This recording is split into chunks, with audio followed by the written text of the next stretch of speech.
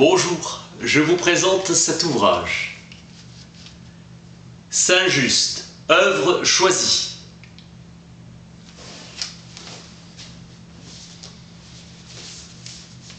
Sa lecture nous conduit à réviser notre notion de culture et remettre en question l'idée des possibilités de l'homme.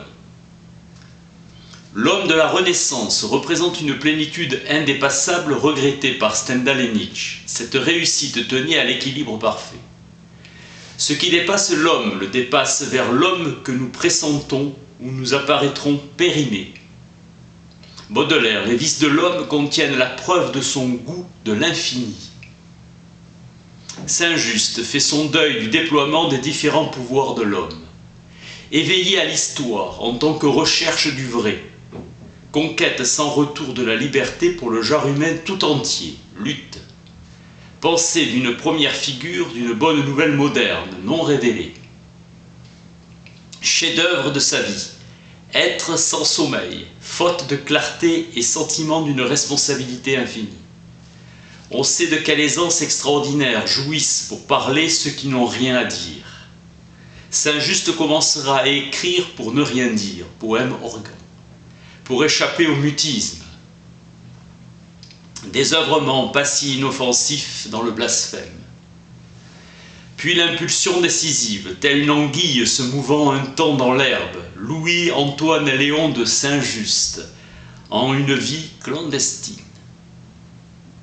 Il faut compter avec les ressources de l'ignorance, qui sont immenses, si l'on sait exactement autant que peut l'être l'ignorance même. Jouer l'inconnu. Sottise que représente l'honneur de la volonté de comprendre. Ces paroles sont de l'action, ne sont que de l'action. On ne peut parler d'action qu'en termes d'action, qui est toute intelligibilité. Moment unique et décisif de l'histoire de la sensibilité de l'esprit. Synthèse sans analogue en cette fin du XVIIIe, de Rome, du christianisme, de l'esprit classique, des Lumières, du romantisme et du bolchevisme. Les circonstances sont difficiles que pour ceux qui reculent devant le tombeau. Tous les arts ont produit leurs merveilles. L'art de gouverner n'a produit que des monstres. Je ne sais s'il faut moins d'audace pour être législateur que pour être conquérant. L'amour-propre du peuple a plus d'espoir que nous. Celui qui plaisante à la tête du gouvernement tente à la tyrannie. Il faut opprimer les tyrans. La finesse des esprits est un grand obstacle à la liberté. On embellit toutes les erreurs et le plus souvent, la liberté n'est plus que la séduction de notre goût. Ce qui produit le bien général est toujours terrible ou paraît bizarre quand on commence trop tôt. L'opulence est une infamie. La nature de la liberté est qu'elle résiste à la conquête et à l'oppression. Un peuple libre n'admire personne. Les honneurs et la confiance aveugle que s'accordent les magistrats entre eux est une tyrannie. Ceux qui font la révolution à moitié n'ont fait que se creuser un tombeau. Valérie, il faut deux vies, une pour apprendre, l'autre pour faire. Pour Saint-Just, cette plainte est sans objet. En moins de 27 ans, il a compris et a eu le temps de tout faire. Saint-Just écrivait à 22 ans. La vertu a des nobles sentiments qui la perdent. Un an plus tard, il conseilla Robespierre. Calme-toi, l'Empire est un flegmatique.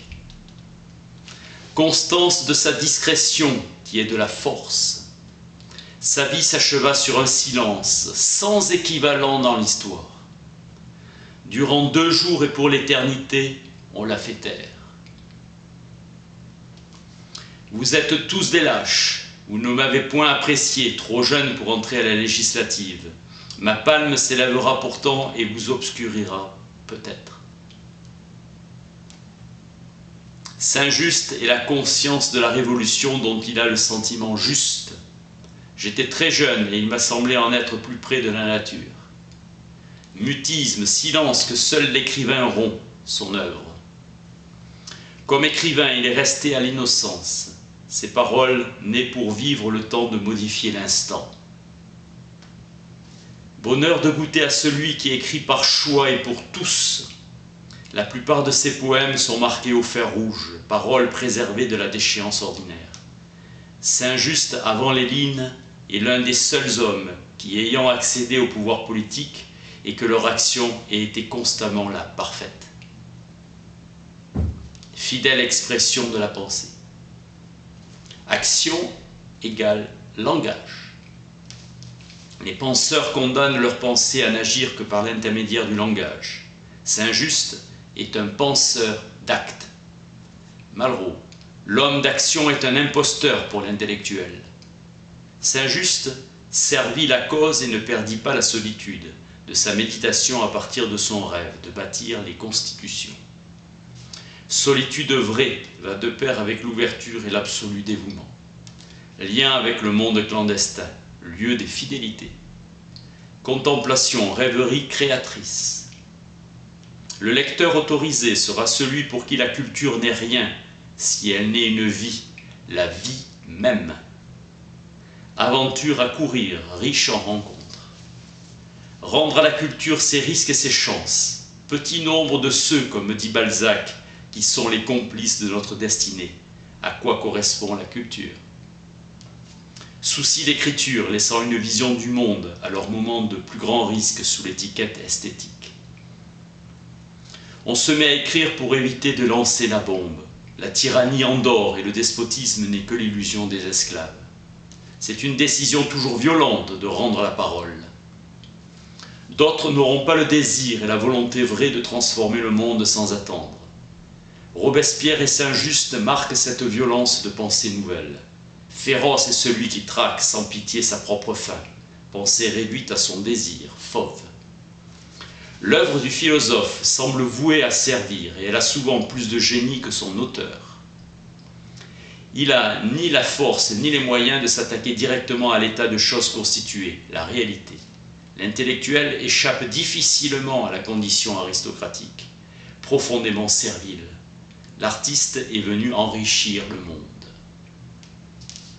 Vous périrez, vous qui cherchez un bonheur à part de celui du peuple, Saint-Just. Et dit de Rousseau, qui voulait au monde tout le bien, qui ne put que dire. Si le peuple aime la vertu, si vous donnez des terres à tous les malheureux, si vous les ôtez à tous les scélérats, je reconnais que vous avez fait une révolution. Les droits de l'homme étaient dans la tête de Solon. Les rois 1000 fois plus cruels que nous dorment dans le crime. La liberté ne doit pas être dans un livre, elle doit être dans le peuple et réduite en pratique. L'extrême idéal est de finir par trouver la pensée qui fait mourir. Celui-là donnerait le spectacle de l'homme qui n'attend plus rien. Toute pensée est déjà commencement de suicide. Rupture radicale dans l'histoire entre pensée et action. 1789, le frein du christianisme se dessert, et c'est le démarrage foudroyant de l'histoire où quelques années auront valeur de siècles. Le Moyen-Âge devient la résignation lente à faire quelque chose en attendant. Le monde moderne est un immense phénomène de distraction de la part de l'homme. La médiation s'exprime que dans l'action révolutionnaire, le désir infini reconduit. C'est dans de telles conditions que Saint-Just a parlé. Admirez la transposition de sa pensée qui s'est réalisée dans l'homme d'action. Danton, lui, exploite l'événement et lui reste extérieur. Bonaparte apprivoise l'événement et le dompte. Quel roman que ma vie, finit-il par dire, passager clandestin, embarqué dans ses propres conquêtes. Saint-Just est une méditation agissante. L'événement est l'œuvre à faire, la plus totale, la plus riche possible. Sculpture directe de toute pensée dans la matière de l'événement, puissance du négatif atteignant le sacré.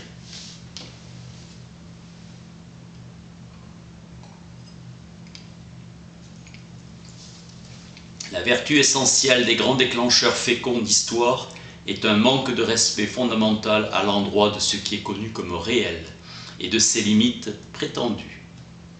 Toute la vie de Saint-Just est l'illustration que nous ne devons pas dans nos pensées au-delà des limites que nous fixons à nos actes, ou bien nos pensées sonneront faux, Lawrence.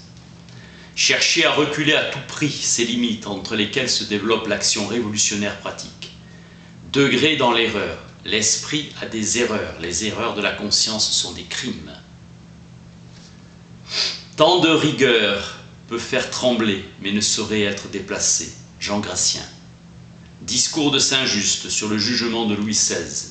On ne peut pas régner innocemment. Et il devient célèbre. Il s'affirmera jusqu'au 9 Thermidor comme le plus dur doctrinaire de la Révolution. Louise Gelée, son amour, a été marié hâtivement. Il brûle publiquement un pamphlet dirigé contre la constitution civile du clergé et fait serment de fidélité à la Révolution, la main au-dessus des flammes. Rédige le rapport sur la nécessité de déclarer le gouvernement révolutionnaire jusqu'à la paix. Se fiance avec Henriette Lebas, il devient à 26 ans et demi président de la Convention. Puis altercation avec Carnot et dernier discours pour la défense de Robespierre. Il sera exécuté le lendemain, guillotiné. Le peuple n'a point créé de maître, il n'a cherché que des oracles et son bonheur. L'énergie n'est point la force, mais la sagesse constante.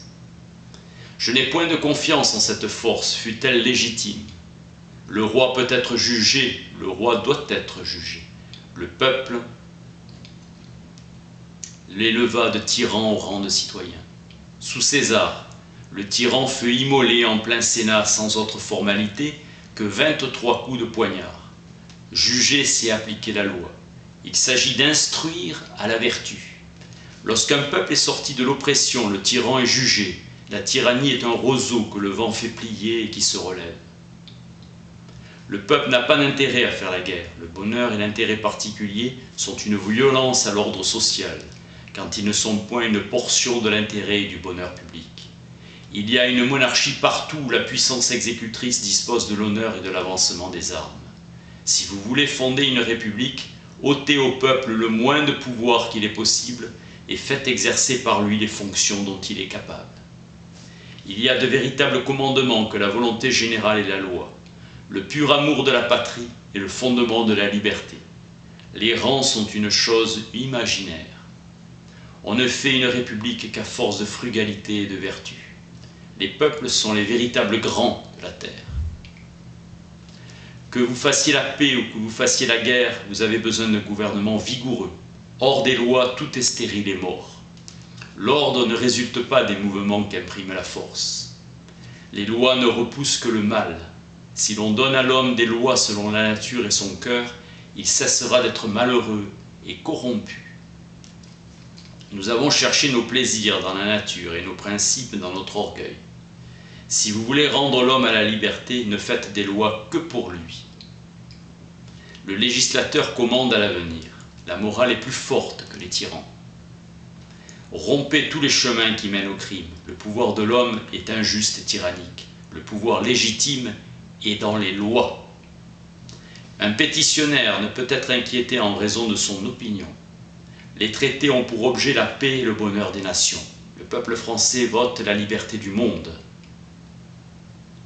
Le même peuple qui pleurait aux funérailles de Cromwell accompagna d'acclamations le retour de Charles II.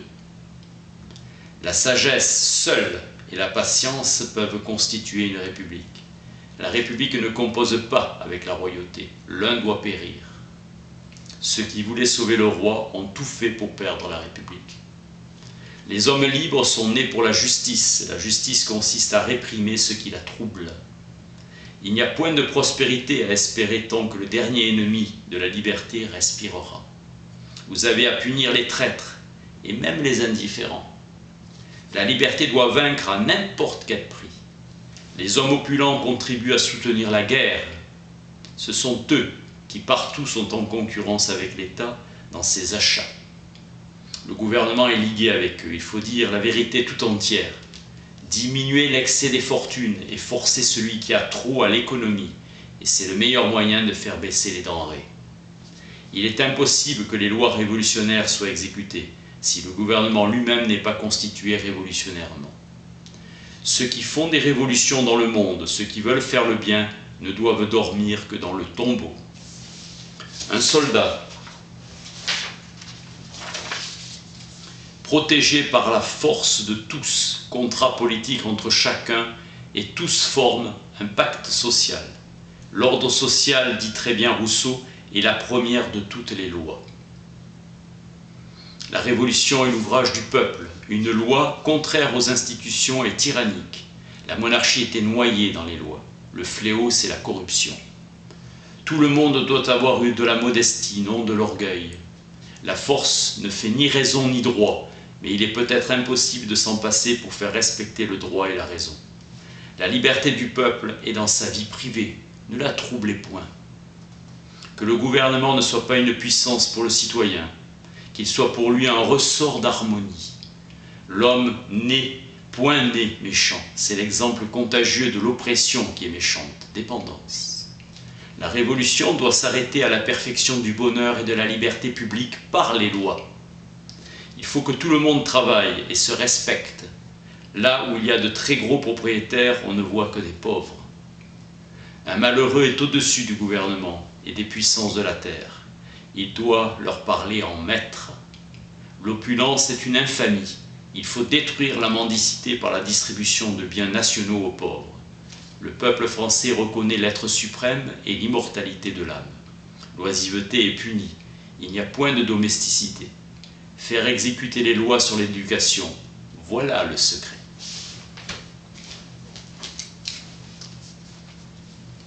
Saint-Just, œuvre choisie. Merci.